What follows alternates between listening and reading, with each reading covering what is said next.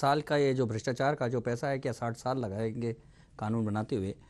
लेकिन कांग्रेस आशीष, मुझे लगता है कि ये बचाव की मुद्रा में, जब वो ये कह रही है कि राजनीति हो रही है, तो ये बचाव की मुद्रा में है, क्योंकि सब जानते हैं जब राजनीतिक दल इस आंदोलन से जुड़ चुके हैं तो साफ तौर पे जाहिर है कि राजनीति होनी है। और ये राजनीति करने के लिए मजबूर कौन कर रहा है, ये कांग्रेस को खुद को समझना चाहिए कि आखिर में जब सत्ता में रहते हुए यदि वो किसी आंदोलन और किसी मुद्दों को लेकर अगर वो संवेदनशील नहीं होगी, तो जो वो मुद्दा है, वो आंदोलन है, किसी न किसी दूसरी राजनीतिक दिशा की ओर मुड़ेगा। और वही हुआ है कि बाबा का आंदोलन अब कांग्रेस विरोधी आंदोलन में बदलता जा रहा है। और साथ में एक चीज है कि अन्ना की टीम भी जो जिस तरह से बैक हुई, राजनीति की घोषणा की, अब बाबा रामदेव को वो भी समर्थन मिल रहा है। आइए सुनते हैं मायावती क्या कहती हैं इस बारे में।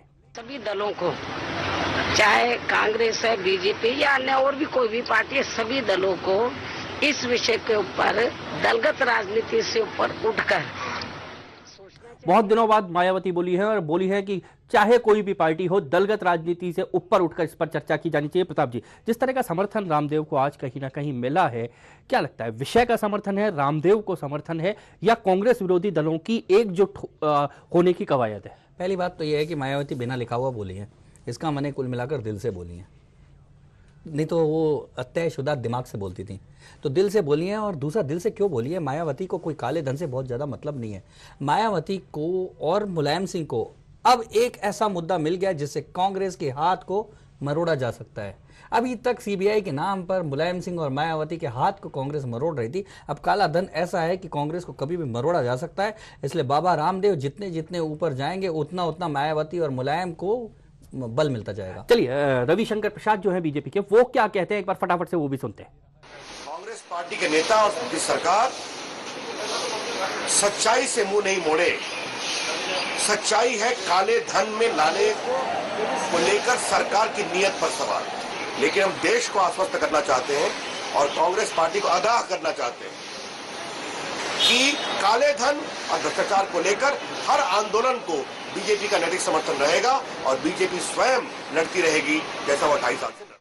तो रविशंकर प्रसाद बहुत जोर जोर से एक बात कह रहे हैं कि ऐसे हर आंदोलन को बीजेपी का नैतिक समर्थन है। प्रताप जी, अब बीजेपी की तो 10 उंगलियां और सिर पूरा घी में हो गया है, उनको तो बैठे बैठाए मुद्दा मिल गया है, इतना बड़ा समर्थन मिल गया है। और उनके लिए तो बीजेपी जब भी आई है आशीष, सत्ता में आई है, तो इसी तरह के मुद्दों की, आंदोलनों की हवा में बह के आई है।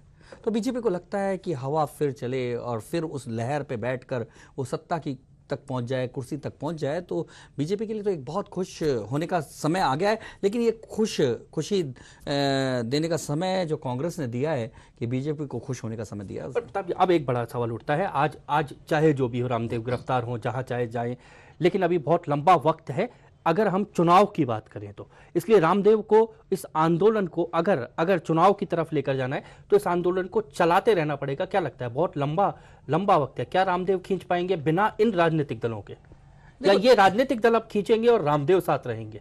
नहीं, देखो आशीष, मुझे जो लगता है कि ये आंदोलन की एक नए, वैसे आंदोलन शुरू है तो 1-1.5-2 साल हो ही चुका है।